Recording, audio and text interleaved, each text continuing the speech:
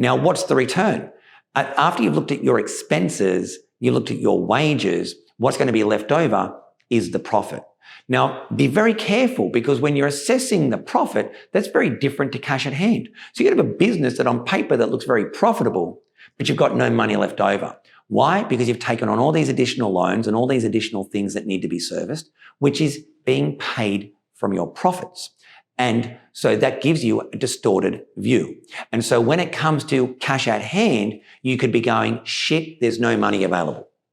So what's some of the key things that I can do in order to make sure that we're assessing what the money is that we have? So there's a number of simple ways. And in the clients that I coach, this is what they've done. Now, remember, I'm not a financial planner. Any advice that I give you, I suggest you go and do yourself. All I am, I'm a guy that's gone and bought a whole heap of properties, built a business, and created some wealth around me. And these are the principles that I've used myself, and they seem to work. So what did I do?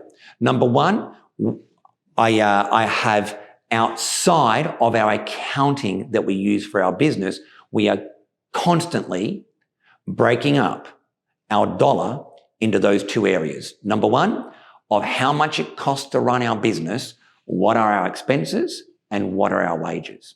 We're looking at that every month.